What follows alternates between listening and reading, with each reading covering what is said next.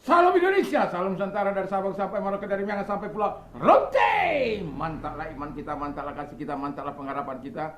Tentunya dalam Yesus Kristus menjadi Tuhan dan Juru Selamat kita, dan Juru Selamat dunia. Jangan katakan bahwa Yesus bukan Tuhan, jangan katakan pula bahwa Yesus bukan Juru Selamat. Dia adalah Tuhan, dia Juru Selamat. Kalau engkau percaya, engkau diselamatkan. Engkau tidak percaya, engkau dihukum. Yohanes 3 ayat 36. Yesus berkata, akulah jalan dan kebenaran dan hidup. Tiada seorang sampai kepada Allah kalau tidak melalui aku. Yohanes 14 ayat yang ke-6. Rasul Paulus mengatakan dalam Kisah Rasul 4 ayat 12, dan keselamatan tidak ada dalam siapapun juga selain dalam Dia Yesus, karena di bawah kolong langit ini tidak nama lain yang diberikan kepada manusia yang olehnya kita diselamatkan. Dan saya mau katakan kepada kita juga, sebagaimana firman-Nya berkata, karena begitu besar kasih Allah akan dunia ini sehingga Ia mengaruniakan anak yang tunggal supaya setiap orang percaya kepada-Nya tidak binasa melainkan beroleh hidup yang kekal. Haleluya, mantap. Dengan hati percaya engkau diselamatkan, dibenarkan, dengan mulut mengaku engkau diselamatkan. Roma 10 ayat 9 dan 10 yang dikatakan oleh Rasul Paulus. Tuhan Yesus memberkati, kiranya Tuhan menolong kita memilih yang terbaik. Selamat pagi bagi kita semuanya. Kiranya kekuatan Tuhan, kekuatan firman, kekuatan Roh Kudus senantiasa menyertai kehidupan kita. Mantap. Dan biarlah pagi ini dalam segala proses kehidupan kita, apa yang kita kerjakan tetap di dalam terang firman Allah. Mari kita berdoa. Terima kasih Tuhan, ada masa-masa sulit, ada masa-masa penderitaan, tapi selalu kami menanti pertolongan-Mu. Di dalam nama Yesus kami bersyukur dan berdoa. Haleluya, amin. Saya akan membacakan Mazmur 40 ayat 1 dan 4. Dalam ayat 1, untuk pemimpin Mazmur Daud. Aku sangat menanti-nantikan Tuhan, lalu Ia menjenguk kepadaku dan mendengar teriakku minta tolong. Ia mengangkat aku dari lubang kebinasaan, dari rumput rawa. Ia menempatkan kakiku di atas bukit batu, menetapkan langkahku. Ia memberikan nyanyian baru dalam mulutku untuk memuji Allah kita. Banyak orang akan melihatnya dan menjadi takut, lalu percaya kepada Tuhan. Haleluya. Tentu sengsara, masalah yang berat, kita tidak suka itu kalau itu datang. Tapi kadangkala proses ini tidak bisa kita lewati begitu saja. Kadangkala dia harus kita alami, untuk mengetahui kadar iman kita sampai sejauh mana kita bergantung sepenuhnya kepada Tuhan. Dan itu sebabnya saya mau katakan, supaya ketika kita berharap kepada Tuhan melalui firman-Nya, melalui iman kita, kita tetap teguh dalam situasi dan kondisi di masa-masa sulit. Karena ada banyak orang tidak teguh iman mereka ketika mereka mengalami masalah dalam hidup mereka. Tetapi kita sebagai orang yang percaya, yang sungguh-sungguh mempercayakan diri kepada Allah, yang mengandalkan Allah, kita harus memberikan kehidupan ini sepenuhnya di dalam pemeliharaan Tuhan. Puji nama Tuhan. Tema kita adalah waiting for God to help, menantikan Allah untuk menolong. Ini baik bagi kita. Memang menanti adalah pekerjaan yang sangat membosankan, ya. Kita kadang-kala dibuatnya tidak sabar menanti, ya. Tetapi ini penantian kita adalah penantian di mana kita tidak bisa mengendalikan waktunya Tuhan atau mengandalkan Tuhan. Kita tidak bisa. Kita hanya bisa menanti kebaikan, kemurahan, dan kita harus menanti dalam kesabarannya kepada Tuhan. Nah, itu sebabnya menanti adalah pekerjaan yang paling membosankan. Tapi kalau engkau menanti Allah untuk menolong, Anda akan mengalami 4 manfaat. Jadi ada 4 manfaat kalau engkau menantikan Allah dalam hidupmu. Dan engkau tidak akan stres, engkau tidak akan gundah gulana, engkau tidak akan bersungut-sungut, engkau tidak akan memering, itu ya itulah kira-kira bersungut-sungut, ya.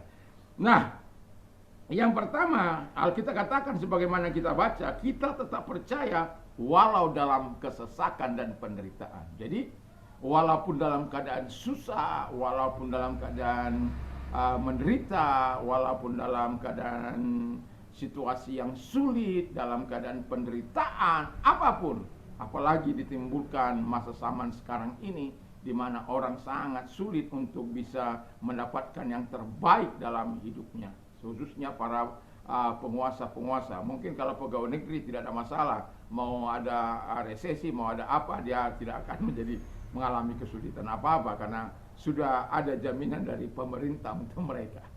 Tetapi kalau mereka apalagi menengah ke bawah yang tidak bekerja secara profesional ataupun katakanlah profesional di dalam situasi pekerjaan, tetapi akan menjadi sulit. Apalagi para pengusaha sekarang ini ada banyak mengalami kesulitan. Tetapi alangkah baiknya kalau kita sedang mengalami apapun, kita mau terus berseru kepada Tuhan. Kita mau tetap percaya walaupun dalam kesesakan, karena Alkitab mengatakan ketika dia berharap kepada Tuhan, ketika dia menanti-nantikan Tuhan, Tuhan menjawab dia, mengangkat dia dari lubang kebinasaan, mengangkat dia dari lumpur raya, mengangkat kita dari masalah kita, dari kesusahan kita, atau setidak-tidaknya kalau kita masih ada di situ, Tuhan memberikan kekuatannya. Segala perkara dapat kutanggung di dalam Dia yang memberikan kekuatan kepada I can do all things through Christ who strengthen me. Jadi Filipi 4 ayat 13. Jadi kalau Tuhan memberikan kita kekuatan, percayakan hidup kita kepada Tuhan sepenuhnya. Yang kedua kata firman Allah, kita tetap teguh karena Tuhan. Jadi kalau kita mau menyerahkan diri, kita akan dibuatnya tetap teguh. Sebagaimana firman-Nya dikatakan dengan jelas, Ia menempatkan kakiku di atas bukit batu. Jadi Allah meneguhkan kita supaya apa? Kita bukan orang-orang yang cengeng, kita bukan orang-orang yang tidak punya pengharapan, kita bukan orang-orang yang tidak punya Allah yang maha kuasa. Kita punya Allah yang maha kuasa, yang mampu menolong, yang mampu memberikan yang terbaik. Itu sebabnya kita harus sabar menanti Dia melakukan yang terbaik dalam hidup kita. Karena Dia tidak akan pernah terlalu cepat dan tidak akan terlambat menolong engkau dalam situasi dan kondisi apapun. Pertanyaan saya, apakah kita sabar menanti di saat Allah yang akan menolong kita? Dan itu dibutuhkan jam-jam doa bersama dengan Allah. Itu dibutuhkan duduk diam di bawah kaki Tuhan. Supaya apa? Kita tetap punya pengharapan, langkah kita tetap teguh di dalam Dia. Yang ketiga kata firman Allah, kita tetap bisa tenang karena Tuhan. Ya, Filipi 4 ayat 6. Janganlah kamu khawatir tentang apapun juga, tetapi nyatakanlah keinginanmu di dalam doa dan permohonan dan ucapan syukur. Damai sejahtera Allah yang melampaui akal segala akan memelihara hati dan pikiranmu, ya, di dalam Yesus Kristus. Jadi firman Allah ini mengingatkan, kekhawatiran kan membuat kita kadang-kadang nggak tenang. Nyatakan itu dalam doa. Sama dengan pemazmur, dia berdoa, dia mengucap syukur kepada Allah buat semua situasi dan kondisinya. Tuhan buat tenang. Karena damainya menguasai kita. Tapi kalau kita gerusa-gerusu sana sini, tidak duduk diam di bawah kaki Tuhan, itu berbahaya bagi kita. Dan itu sebabnya saya mau katakan, biar kita orang yang tenang di bawah kaki Tuhan, supaya kita menikmati segala hal. Karena kalau kita menyerahkan segala kekhawatiran kita kepada Tuhan dengan permohonan, dengan ucapan dengan doa, dengan ucapan syukur kepada Tuhan, percayalah Tuhan tidak akan biarkan. Kalaupun belum, damai sejahtera Allah yang melampaui segala akal itu akan melihara hati dan pikiran kita. Karena apa? Dia sangat mengasihi kita, Dia sangat peduli terhadap kita. Dan yang terakhir saya mau katakan kepada kita, kita dapat dalam situasi yang seperti itu menaikkan pujian syukur kepada Allah. Karena firman Allah katakan di dalam ayat yang keempat, Ia memberikan nyanyian baru dalam mulutku untuk memuji Allah kita. Banyak orang akan melihatnya dan menjadi takut, lalu percaya kepada Tuhan.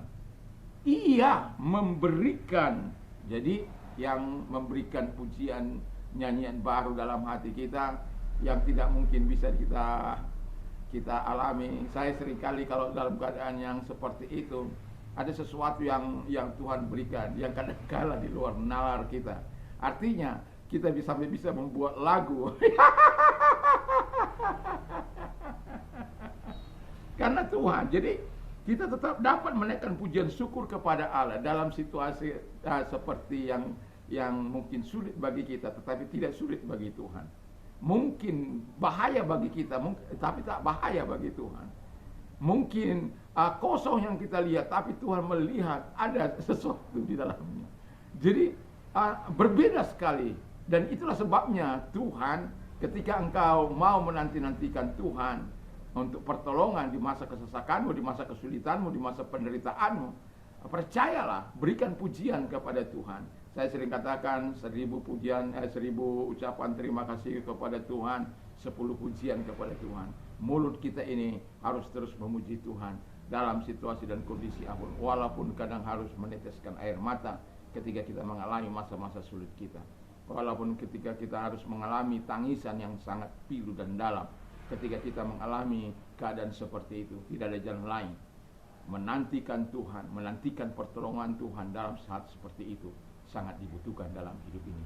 Semoga kita ketika kita mengalami masalah dalam hidup ini, jangan lari. Karena Alkitab sudah berkata, marilah kepadaku hai kamu yang letih lesu dan berbeban berat, aku akan memberikan kelegaan bagimu. Hanya Tuhan yang mampu menolong engkau untuk memberikan kelegaan. Supaya apa? Alkitab katakan, supaya orang yang mendengarkan menjadi takut dan percaya kepada Tuhan. Doa dan harapan saya, kesabaran kita menantikan Allah akan membuahkan hasil yang manis, dan kita memberikan kemuliaan kepada Tuhan. Mari kita tunduk kepala kita berdoa. Terima kasih Tuhan, biarlah Tuhan menolong kami untuk terus hidup di dalam penantian yang tidak bersungut-sungut, penantian yang sungguh untuk mendatangkan kemuliaan bagi Tuhan. Terima kasih. Dan kalau engkau sakit, aku mau katakan dalam nama Yesus, kalau engkau sakit, arahkan tanganmu kepada Tuhan. Mari kita berdoa. Lihat tangan-tangan yang diarahkan kepadamu, jamah mereka, segala sakit penyakit mereka dalam nama Yesus, dan sembuhkan mereka. Terima kasih.